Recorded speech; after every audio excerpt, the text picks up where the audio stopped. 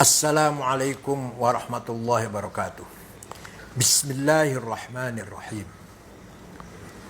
Membaca berita yang ada di Kompas.com bahwa pemerintah Indonesia dan pemerintah Thailand segera menaikkan perjanjian impor beras 1 juta ton pada akhir Maret tahun 2021 ini. Kesepakatan itu untuk jual beli beras Thailand sebanyak 1 ton dalam setahun ini berupa kesepakatan antar pemerintah G2G. Dalam hal ini pemerintah Indonesia dengan Thailand dikutip dari Bangkok Post pada hari Kamis 18 bulan 3 2021, Menteri Perdagangan Thailand Jurin menjelaskan bahwa penandatanganan MOU akan dilakukan pada minggu terakhir Maret. Isi perjanjian ini adalah terkait pasokan beras asal Thailand ke Indonesia. Mencakup tidak lebih dari 1 juta ton beras putih dengan kadar 15-25% beras medium. Dengan kadar retak ya, dalam 15-25%. Perjanjian ini berlaku untuk pasokan impor 1 juta ton beras dalam setahun dengan durasi 4 tahun. Nah, saya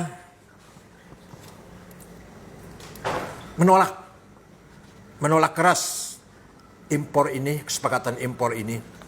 Pertama, kebanyakan para petani 99% warga Nahdlatul Ulama. Dan saya telah dihubungi para petani dari Kerawang, Indramayu, bahwa stok beras masih cukup, sangat banyak. Kemudian, begitu ada berita bahwa pemerintah akan MOU dengan pemerintah Thailand impor beras, langsung harga beras turun sampai 300-350. Langsung para petani nangis akibat berita, belum terjadi impor, baru berita itu sudah merasakan dampaknya negatif.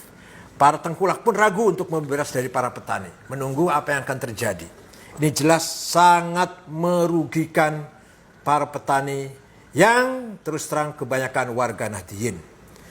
Kemudian saya kontak langsung ke Wakil Menteri Pertanian, Mas Harfiq Hasil Qalb, yang kebetulan salah satu bendahara PBNU. Beliau pun setuju sikap saya menolak MOU ini. Karena dalam data Kementan mencatat stok beras pada akhir tahun 2020 sebesar 7,38 juta ton, sementara perkiraan produksi dalam negeri tahun 2021 sebesar 17,51 juta ton, sehingga jumlahnya menjadi 24,9 juta ton.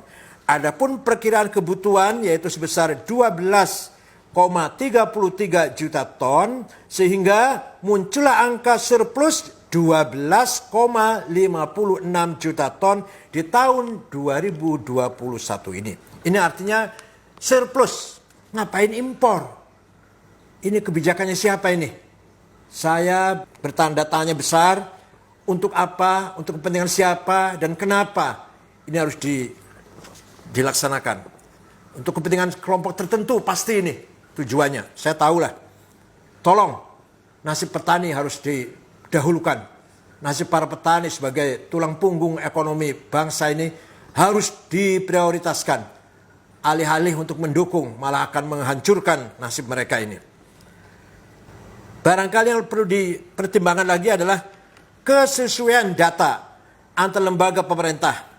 Harus segera disinkronkan. BPS harus berperan aktif. Sehingga antara Bulog, Menteri Perdagangan, Menteri Pertanian harus memiliki data yang sama dalam menyimpan atau sebagai khazanah data pertanian, data ketahanan pangan. Bulog harus tingkatkan peranannya dan fungsinya dalam regulasi untuk ketahanan pangan. Karena lembaga ini satu-satunya lembaga yang mempunyai perangkat infrastruktur dari pusat sampai ke tingkat desa adalah Bulog. Tapi sampai hari ini Bulog belum berfungsi maksimal karena untuk kepentingan siapa sengaja di bonsai kepentingannya atau fungsinya. Jelas untuk kepentingan kelompok tertentu.